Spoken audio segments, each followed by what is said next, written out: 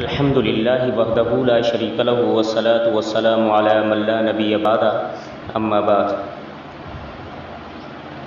हितां खां सतों सिपारो शुरू थी रहियो आहे।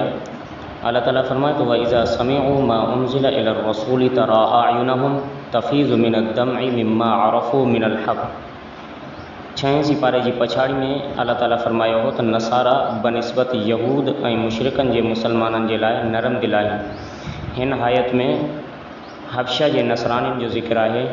जॾहिं मुसलमान रसूलुल्लाह सल्लल्लाहु अलैहि वसल्लम जे हुक्म सां हबशा ॾांहुं हिजरत करे विया, नसरानियुनि खे हज़रत जाफ़र तैयार रज़ी अल्लाह ताला अन्हु जी मुबारक ज़बान सां क़ुरान ॿुधायो वियो त उन्हनि जे अखियुनि मां ॻोढ़ा वहणु लॻा ऐं उते जा जेतिरा बि नसरानी हुआ बादशाह समेत सभु जा सभु मुसलमान थिया। अॻिते अल्लाह ताला हलाल ऐं हराम जो बयानु फरमायो। या अय्युहल्लज़ीना आमनू ला तुहर्रिमू तय्यिबाति मा अहल्लल्लाहु लकुम वला तातदू। हिन आयत में हिकु ज़ाबितो बयानु कयो वियो आहे त कंहिं शइ खे भले उहा खाइण पीअण जी हुजे या पाइण जी हुजे या मनकुहात जे क़िस्म मंझां हुजे, हलाल या हराम करार ॾियणु उन जो इख़्तियार सिर्फ़ु अल्लाह ताला खे आहे। ऐं ईमान वारनि खे हुकुम ॾिनो त जिन शयुनि खे हलाल करार ॾिनो वियो आहे न तव्हां उन्हनि खे पंहिंजे तरफ़ खां हराम चई सघो था ऐं न ई वरी उन जे अपनाइण खां पासो कयो, बल्कि उहे हलाल ऐं पाकीज़ा शयूं आहिनि, उन्हनि खे अपनायो। अॻिते अल्लाह ताला कसम जूं कुझु सूरतूं ऐं हुकुम बयानु फरमाया। ला युआखिदुकुमुल्लाहु बिल्लग़्वी फ़ी अयमानिकुम। कसम जूं बुनियादी तौर ते टे क़िस्मूं आहिनि। नंबर 1 यमीन लग़्व, नंबर 2 यमीन गुमूस, नंबर 3 यमीन मुनाकिदा। कंहिं कम जे हुजण या न हुजण जे बारे में पंहिंजे ख़्याल मुताबिक़ सचो कसम खणे ऐं वाक़ई में उहो ग़लति हुजे, उनखे यमीन लग़्व चइबो आहे। न ई उन ते कफ़ारो आहे ऐं न ई को गुनाह। नंबर 2 जेकॾहिं कंहिं गुज़िरियल कम ते ॼाणी वाणी कूड़ो कसम खणे, उनखे यमीन गुमूस चइबो आहे। उन जो गुनाह बि सख़्तु आहे ऐं तौबा इस्तग़फ़ार बि करे, अलबत्ता इन जो कफ़ारो न आहे। नंबर 3 ईंदड़ ज़माने में कंहिं कम जे करण या न करण जो कूड़ो कसम खणे, उनखे यमीन मुनाकिदा चइबो आहे। इन कसम जे भॼण ते कफ़ारो वाजिबु थींदो आहे। अॻिते अल्लाह ताला कसम जो कफ़ारो बयानु कयो। लकफ़ारतुहु इतआमु अशरति मसाकीन मिन औसति मा तुतइमून अहलीकुम औ किस्वतुहुम औ तहरीरु रक़बा फमन लम यजिद फसियामु सलासति अय्याम। कसम जो कफ़ारो इहो आहे त 10 मिस्कीननि खे विचोले दर्जे जो खाधो खाराए या 10 मिस्कीननि खे कपिड़ा पाराए या हिकु ग़ुलाम आज़ादु करे। ऐं जेकॾहिं टिन्ही ते कुदरत नथो रखे त पोइ लगातार 3 ॾींहंनि जा रोज़ा रखे। गुज़िरियल आयतुनि में हलाल शयुनि खे छॾण जी मना हुई। अॻिते हराम शयुनि जे इस्तेमाल जी झल आहे। अल्लाह ताला फरमाए त या अय्युहल्लज़ीना आमनू इन्नमल ख़म्रु वल मैसिरु वल अंसाबु वल अज़लामु रिज्सुम मिन अमलि शैतान। इन आयत में अल्लाह ताला 4 शयुनि यानी शराब, जुआ, बुत ऐं जुआ जे तीरनि जी हुरमत खे बयानु कयो आहे ऐं खेनि गंदो ऐं शैतानी अमल करार ॾिनो आहे। उन्हनि खां बचण में ई कामयाबी आहे। उहे शयूं अहिड़ियूं आहिनि जिन जे ज़रिए शैतान ईमान वारनि में बुग़्ज़ ऐं अदावत विझणु घुरे थो ऐं उन्हनि जे ज़रिए अल्लाह जे ज़िक्र ऐं नमाज़ खां रोकणु घुरे थो। अॻिते अल्लाह ताला इहराम जी हालत में शिकार करण जो हुकुम फरमायो। मुहरिम जे लाइ हालत इहराम में ख़ुश्की जो शिकार करणु जाइज़ कोन्हे, भले उहो शिकार जो गोश्त खाइण वारो हुजे यानी उहो हलाल हुजे या हराम। अलबत्ता समुंड ऐं दरिया वारनि जानवरनि जो शिकार इहराम जी हालत में बि जाइज़ आहे। अॻिते अल्लाह ताला बेफ़ाइदा सवाल करण खां मना कयो आहे। या अय्युहल्लज़ीना आमनू ला तसअलू अन अशिया इन तुब्द लकुम तसुकुम। कुझु माण्हुनि खे अजाइन सवाल करण जो शौक़ु हूंदो आहे। हिन आयत में खेनि सम्झायो वियो त अहिड़ा सवाल न करियो जिन जे नतीजे में मथनि खां मुश्किल अची वञे। हिकु सहाबी अल्लाह जे नबी सल्लल्लाहु अलैहि वसल्लम खां सवाल कयो त हज हर साल फ़र्ज़ु आहे? नबी करीम सल्लल्लाहु अलैहि वसल्लम चुप रहिया।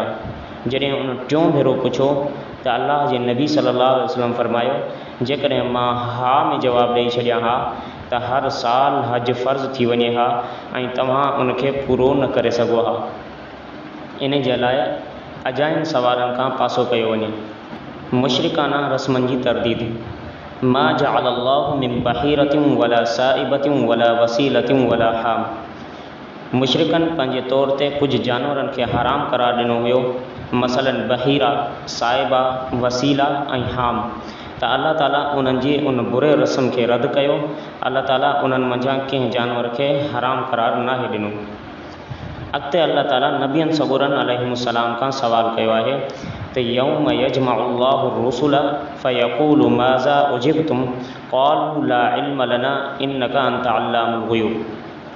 क़यामत जे ॾिहाड़े महशर जे मैदान में सभ खां पहिरियां सभिनी नबियनि सगोरनि अलैहिमुस्सलाम खां संदन उम्मत जे बारे में सवाल कयो वेंदो त जॾहिं तव्हां पंहिंजी पंहिंजी उम्मत खे अल्लाह ताला ऐं उन जे दीन जी तरफ़ दावत ॾिनी त उन्हनि माण्हुनि तव्हांखे कहिड़ो जवाबु ॾिनो? नबी सगोरा अलैहिमुस्सलाम जवाब में चवंदा त असांखे उन्हनि जे ईमान ऐं अमल जो को बि पतो नाहे, तूं ई ग़ैब जे शयुनि खे ख़बर रखण वारो आहीं। माइदा यानी दस्तरख़ान जो मुतालिबो। अॻिते अल्लाह ताला फरमाए इज़ क़ाल अल हवारियून या ईसा इब्न मरियम हल यस्ततीउ रब्बुका अन युनज़्ज़िल अलैना माइदतम मिनस समा। माइदा यानी दस्तरख़ान जो ज़िक्र अल्लाह ताला फरमायो आहे त हज़रत ईसा अलैहिस्सलाम पंहिंजी क़ौम जे मुतालिबे ते अल्लाह ताला खां दुआ घुरी त अल्लाह ताला वाइदो फरमायो त ठीकु आहे असां दस्तरख़ान लाहींदासीं, पर जेकॾहिं उन जे बावजूदि बि कंहिं न मञियो त पोइ असां घणी सख़्तु सज़ा ॾींदासीं। अॻिते हज़रत ईसा अलैहिस्सलाम ऐं हज़रत मरियम अलैहिस्सलाम जी उलूहियत जी नफ़ी आहे। अल्लाह ताला फरमाए थो वइज़ क़ाल अल्लाहु या ईसा इब्न मरियम अअंत क़ुल्त लिन्नासि इत्तख़िज़ूनी व उम्मिय इलाहैनि मिन दूनिल्लाह। क़यामत जे ॾिहाड़े अल्लाह ताला हज़रत ईसा अलैहिस्सलाम खां सवाल कंदा त ए ईसा, छा तव्हां माण्हुनि खे चयो हो त मूंखे ऐं मुंहिंजे अमड़ खे अलाह खां सवाइ माबूद मञियो? जवाब में हज़रत ईसा अलैहिस्सलाम अर्ज़ु कंदा त अल्लाह साईं, तुंहिंजी ज़ात पाक आहे, अहिड़ी ॻाल्हि मुंहिंजे लाइ मुनासिब ई कोन्हे जंहिंजे चवण जो मूंखे हक़ु न हुजे। अॻिते अल्लाह ताला फरमाए त इन तुअज़्ज़िबहुम फ़इन्नहुम इबादुका व इन तग़फिर लहुम। क़यामत जे ॾिहाड़े हज़रत ईसा अलैहिस्सलाम अल्लाह ताला खे अर्ज़ु कंदो त मां त उन्हनि खे तुंहिंजी इबादत जो हुकुम ॾिनो हो, जेकॾहिं उन्हनि नाफ़रमानी ऐं सरकशी कई आहे त इन तुअज़्ज़िबहुम फ़इन्नहुम इबादुका व इन तग़फिर लहुम फ़इन्नका अंतल अज़ीज़ुल हकीम। ए अल्लाह, तोखे इख़्तियार आहे, जेकॾहिं तूं अज़ाब ॾियणु चाहीं त हीअ तुंहिंजा बाना आहिनि। अव्हां खे अज़ाब ॾियण ते क़ादिर आहियो ऐं माफ़ करण जूं हिकमतूं बि ॼाणो था। अॻिते अल्लाह ताला छोटकारो सच में रखियो आहे। उन जे बारे में अल्लाह ताला फरमायो त क़ाल अल्लाहु हाज़ा यौमु यनफ़उ सादिक़ीन सिद्क़ुहुम। तो उन ॾींहुं अल्लाह ताला फरमाईंदो त ईसा, ही उहो ॾींहुं आहे जिते हर शख़्स जी सचाई कमु ईंदी, सचनि खे छोटकारो मिलंदो ऐं कूड़ा माण्हू तबाह थींदा। अल्लाह ताला असांखे सच जो साथ ॾियण जी तौफ़ीक़ अता फ़रमाए ऐं कूड़ खां बचण जी तौफ़ीक़ अता फ़रमाए। अॻिते अल्लाह ताला सूरह अनआम जो ज़िक्र फ़रमाए। अनआम चौपाइनि खे चइबो आहे, छो त हिन सूरत में चौपाइनि जो ज़िक्र आहे, इन करे इन पूरी सूरत जो नालो ई अनआम रखियो वियो आहे। हिन सूरत में अल्लाह ताला जी तौहीद, रिसालत, रसूल अकरम सल्लल्लाहु अलैहि वसल्लम ऐं ॿियनि नबियनि सगोरनि अलैहिमुस्सलाम जी रिसालत, क़यामत ऐं अल्लाह ताला जे क़ुदरत जी दलीलनि खे बयानु कयो वियो आहे। इन सां गॾोगॾु मुशरिकनि जे ग़लति अक़ीदनि खे पिणु वॾे खुलियल नमूने सां रद्द कयो वियो आहे। मुशरिकनि खां सवाल व यौम नहशुरुहुम जमीअन सुम्म नक़ूलु लिल्लज़ीना अशरकू अयन शुरकाउकुमुल लज़ीना कुंतुम तज़उमून। क़यामत जे ॾींहुं जॾहिं मुशरिक अल्लाह ताला जे साम्हूं हूंदा त हिकु अरसे खां पोइ अल्लाह ताला खां पुछंदो त किथे आहिनि तव्हांजा उहे शरीक जिन खे तव्हां असांजो भाईवार ऐं पंहिंजो हाजत रवा ऐं मुश्किल कुशा सम्झंदा हुयो, जिन जा तव्हां गुण ॻाईंदा हुयो, पंहिंजे जान ऐं माल मथनि क़ुर्बान कंदा हुयो। अॻिन आयतनि में अल्लाह ताला फरमायो आहे त मुशरिक वॾे वीचार खां पोइ जवाबु ॾींदा त अल्लाह जो कसम, असां मुशरिक न हुयासीं। उन महिल अल्लाह ताला उन्हनि जे वातनि ते मुहर हणी छॾींदो, संदसि हथ पेर ऐं ॿिया उज़वा उन्हनि जे ख़िलाफ़ु शाहिदी ॾींदा। ॾोहारियुनि जी तमन्ना। क़द ख़सिरल्लज़ीन कज़्ज़बू बिलिक़ाइल्लाहि हत्ता इज़ा जाअतहुमुस्साअतु बग़ततन क़ालू या हसरतना। टिन बुनियादी अक़ीदनि मंझां टें अक़ीदे आख़िरत जे अक़ीदे खे बयानु कयो थो वञे त जंहिं महिल ॾोहारियुनि खे जहन्नम जे किनारे ते बीहारियो वेंदो, जहन्नम जे होलनाक ऐं सख़्ती खे ॾिसी उहे उन वक़्तु तमन्ना कंदा त जेकर असां ॿीहर दुनिया में मोटी वञूं हा त असां अहकामनि जी तकज़ीब न कयूं हा ऐं मोमिन थी मोटूं हा। बिलफ़र्ज़ जेकॾहिं खेनि दुनिया में मोकिलियो बि वञे त उहे पंहिंजे उन ॻाल्हि खे विसारे वेहंदा ऐं उहो ई कंदा जेको उन्हनि पहिरियां कयो हो। अॻिते अल्लाह ताला अहिड़े बातिल जे मजलिसनि में वेहण खां बचण जो बयानु फ़रमायो। वइज़ा रअयतल्लज़ीना यख़ूज़ून फ़ी आयातिना फ़अअरिज़ अन्हुम हत्ता यख़ूज़ू फ़ी हदीसिन ग़ैरिही।